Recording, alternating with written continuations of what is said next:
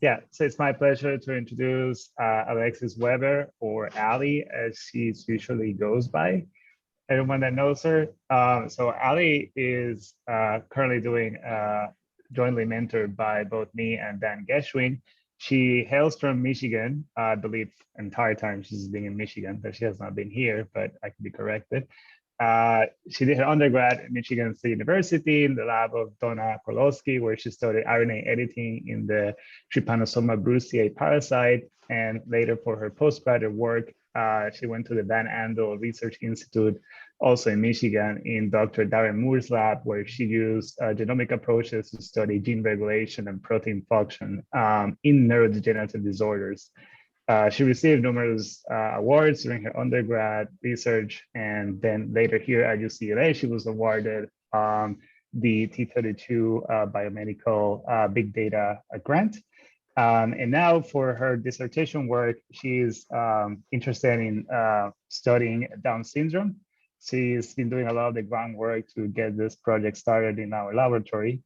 And essentially, just because I'm sure she will introduce the project in more detail, the main topic is that although we have known for a long time that Down syndrome is caused by triplication of chromosome 21, really how that affects cell differentiation, neurogenesis, and all these phenotypes is really understudied.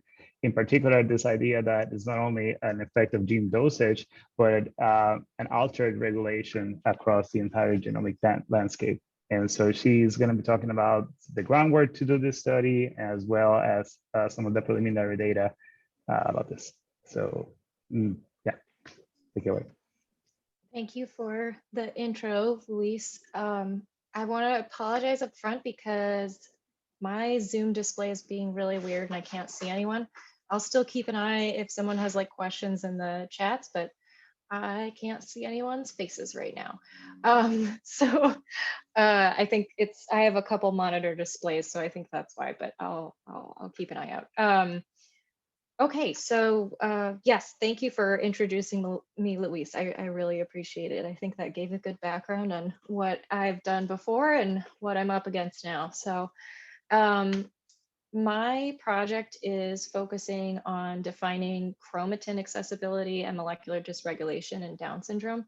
I am going to switch this just really quick. Sorry, it's being really weird. I had this all figured out this morning, and of course it like breaks down now. Okay, this should work. Hold on one second.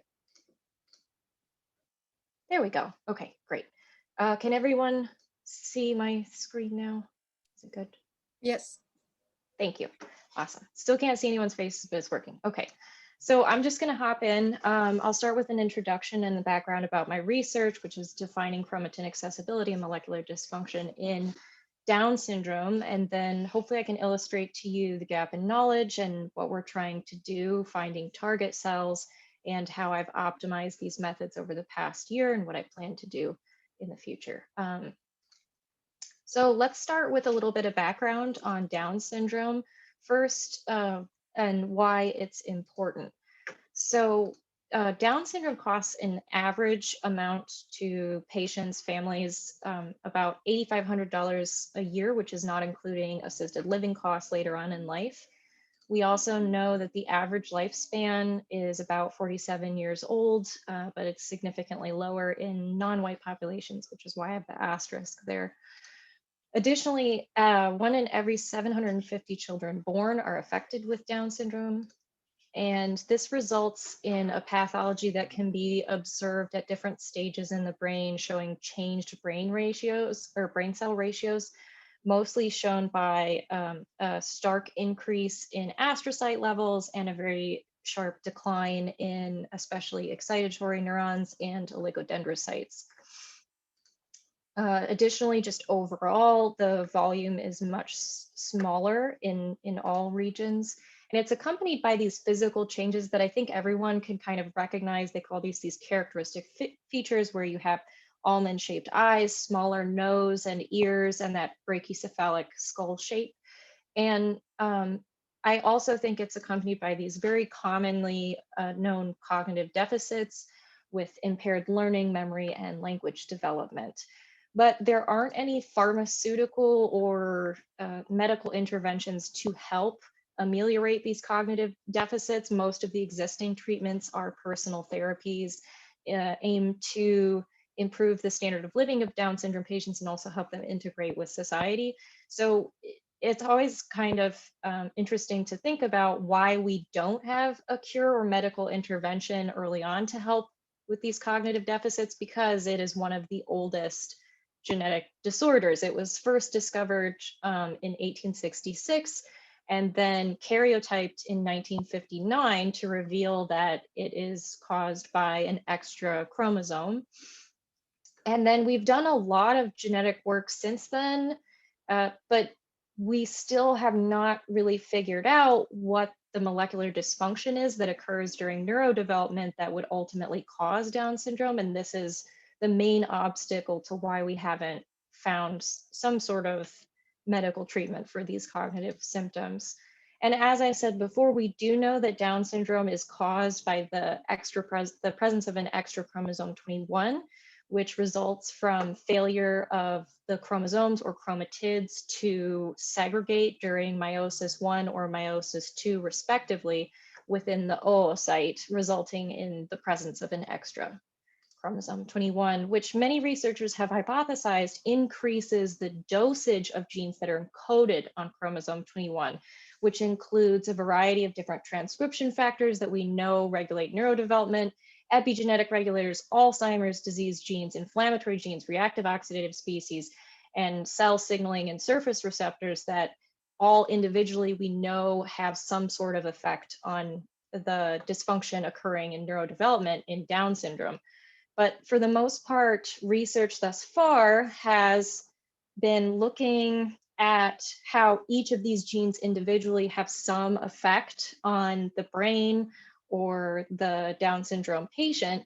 But what we're finding recently is that really this has a much more global effect that is not just limited to the genes on chromosome 21. So this was a recent publication in 2016 that combined this neocortex and also adult cortex spanning throughout ages in Down syndrome patients, showing that yes, chromosome 21 here is like all upregulated genes, but throughout the genome, we see dysregulation both up and down on all different chromosomes, suggesting that whatever is happening with this gene dosage on chromosome 21 is affecting gene expression everywhere, essentially. And this is also seen in global changes in chromatin structure. In general, it depends on the cell type that they're looking at, but in general for neural stem cells and for early immune cells, we see that in Down syndrome patients, there's DNA hypermethylation in contrast to control brains, as well as increased chromatin openness by an increase in DNA's hypersensitivity, increased activation marks, and a decrease of repression marks. So these are just all over the place. So this would suggest that maybe there's some role of gene regulation that's being caused by the overexpression of chromosome 21 genes. And that's kind of what I'm trying to figure out. So let me just lead you into the gap in knowledge, which is this connection between trisomy 21, which we know causes Down syndrome by some unknown mechanism that leads to neuropathology and ultimately symptoms. So as I said before, we know that there is general overexpression of the genes on chromosome 21, including these transcription factors that regulate neurodevelopment, which are hypothesized, or we think aberrantly bind throughout the genome, causing dysfunction in gene regulation and this observed global change in chromatin accessibility and gene expression, which then causes some form of disrupted developmental pathways that people have been trying to kind of pick away at, and then resulting in neuropathology. So in order to better understand how we get from these disrupted developmental pathways to neuropathology, we're taking a step back and looking more specifically at these global changes and trying to pinpoint which areas they affect and converge on these pathways to better understand how they would lead to neuropathology during development. So preliminarily, I ran an analysis to try and understand which cell types might be more affected than others mechanistically, so we can try and whittle down what these pathways might be. And we did this method, our lab, not me, our lab did this method a while ago in the 2019 paper that was published on the data set that was generated in healthy neocortex using DropSeq to identify cell-specific genes. And then these cell-specific genes were overlapped with disease-specific genes or disease-associated genes to try and pinpoint which cells were most likely affected. And so that's what I was doing here to try and get like a good idea of maybe which cell types are targeted here. So this is just kind of explaining what I did. I did a Fisher's exact test, but just conceptually, yeah, I used the same data that the Geschwind lab generated in 2019 to overlap cell type specific genes with genes that are dysregulated in Down syndrome, differentially expressed. And then the level to which these overlap is how I determined which cells were more likely affected.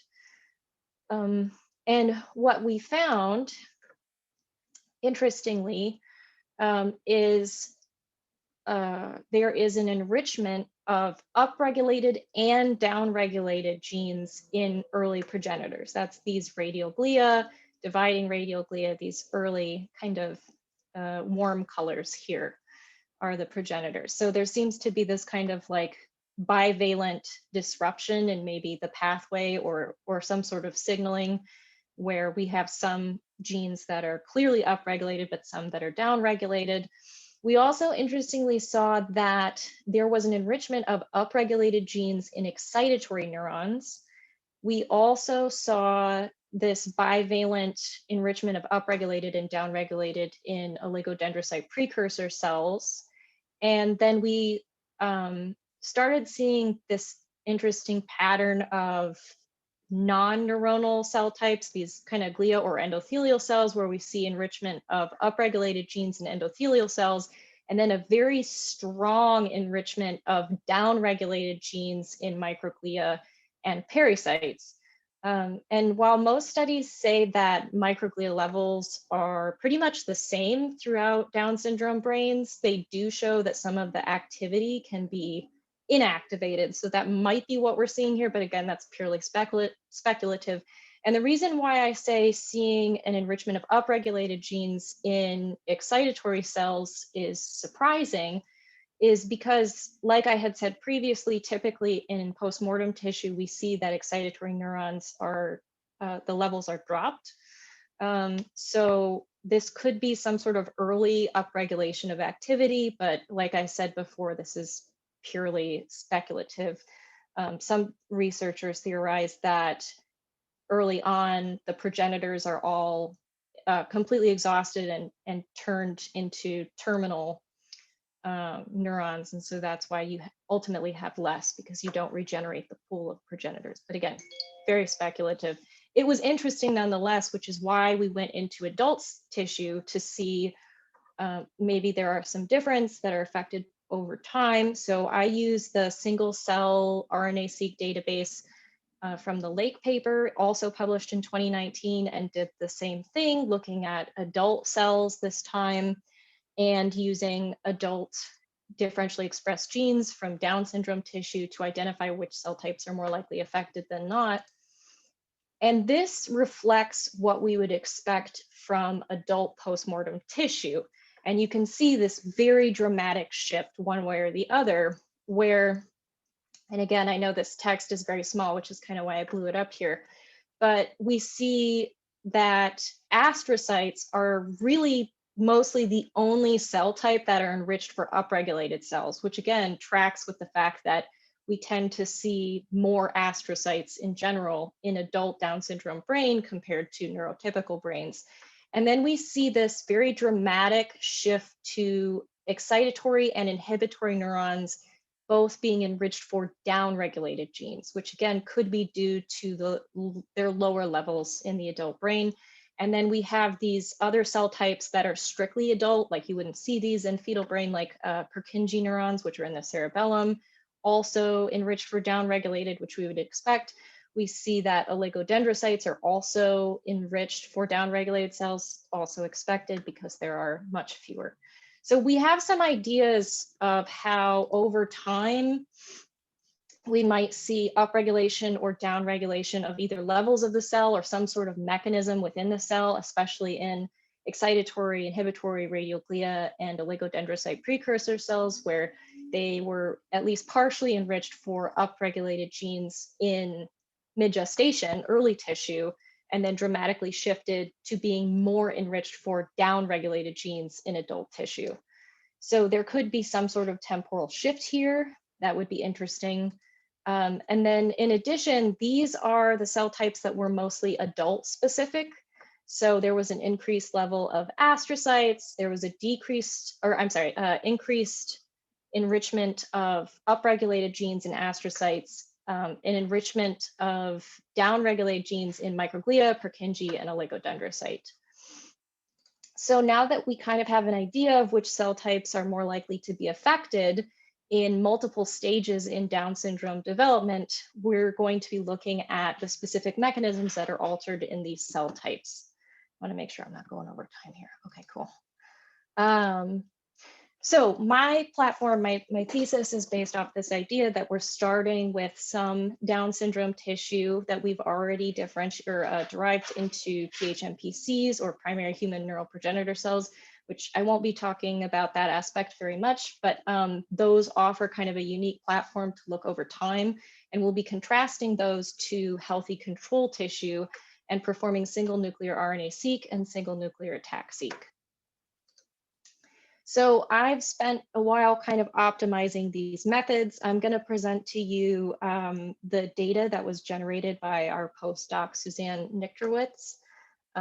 So she used male and female 18 gestation week tissue, cut them into slices, and then cultured them, and then extracted the nuclei into a suspension, which we then processed using 10x genomics to generate single nuclei RNA-seq data.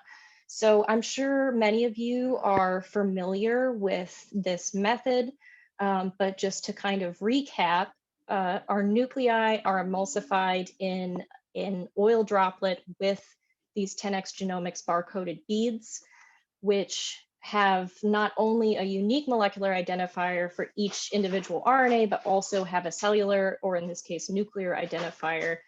So these RNA are barcoded and then pulled together. So when you sequence, you can tell which RNA came from where. And afterwards, we're processing this first through Cell Ranger, which is 10x Genomics proprietary program. And once the data has been generated, I pipe it into Syrah to do QC, normalizing and scaling it, performing dimensional reduction, and then clustering. And then the annotation is largely based on differential gene expression manually by myself. So we already did this as kind of like a good test of the method and optimizing this method in Suzanne's data. So essentially, it looks very clean. The cell types are easily determined based on expression of different markers that are characteristic of each cell type. We see radial glia sort of moving into intermediate progenitors, and then more mature neurons, which you can separate into interneurons and excitatory neurons. We successfully were able to discern cell types. In addition, because we combined male and female, we were able to show that they integrated fairly well based on expression analysis, and that we could differentiate each cell types just by the presence or absence of sex chromosomes or sex genes. We also performed single nuclear attack-seq, which is very similar to the 10x Genomics RNA-seq pipeline, except for the nuclei have already been transposed with TN5, which just means that it cuts at the open sites. The analysis is fairly similar as well, but we use, again, 10x Genomics Cell Ranger to process the data. And then I use SIGNAC, which is another kind of facet of Syrah, but we're still, this is fairly recent analysis, so we're still kind of, or I'm still kind of exploring other methods as I learn as I go. Within SIGNAC, I do term frequency and verse document frequency, which is like normalizing and kind of scaling, and then performing dimensional reduction so that when I do the clustering, you can, see it in a low dimensional space. And then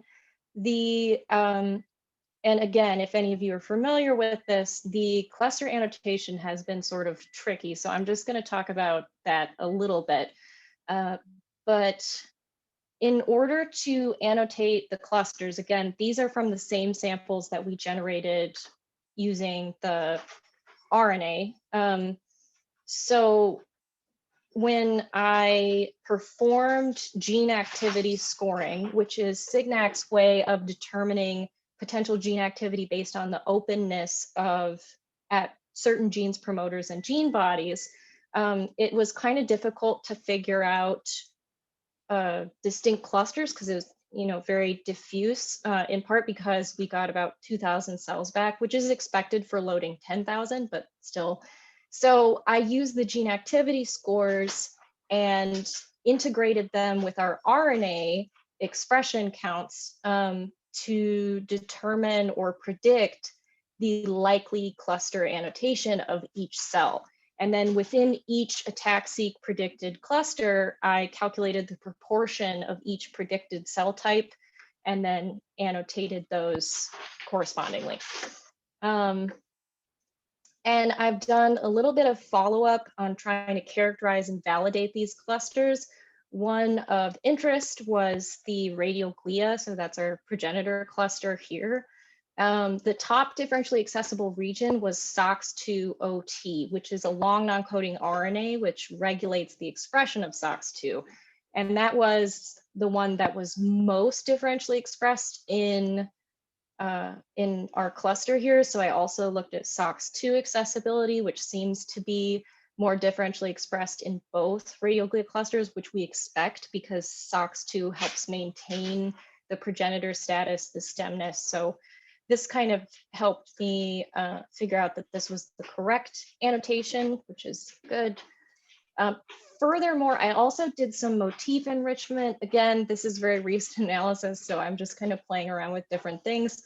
But one of the top enriched motifs specific to the first radial glia cluster is Moz, which I've never heard of. I looked into it a bit, and it seems to be important for early gliogenesis, which also helps me validate that this is, in fact, an early progenitor cluster. Also learned a little bit more about this transcription factor, which was kind of fun. And on top of that, I went back to the RNA data and also validated that Moz seems to be exclusively expressed in cycling progenitors and maybe a little bit in pericytes, but again, kind of an interesting find. So to end this talk, I guess I didn't put a summary slide because we still have a lot of work to do. I think what we found preliminarily is very interesting, and the fact that I've got the method up and running is very encouraging. So I really just want to talk more about what I intend to do in the future, which is to do the same thing, but contrasting the results in Down syndrome tissue to the healthy tissue to determine not only cell-specific, but disease-specific mechanisms. And then we plan to do the same thing in our PHMPCs over a period of time to try and get this temporal effect that might yield some interesting results. So with that, I want to thank both of my labs, Luis and the Geschwind lab, as well as my committee members, Valerie Arboleta, Chongyuan Luo, my department, and the biomedical big data grant that I was on for a time. I am happy to take questions whenever.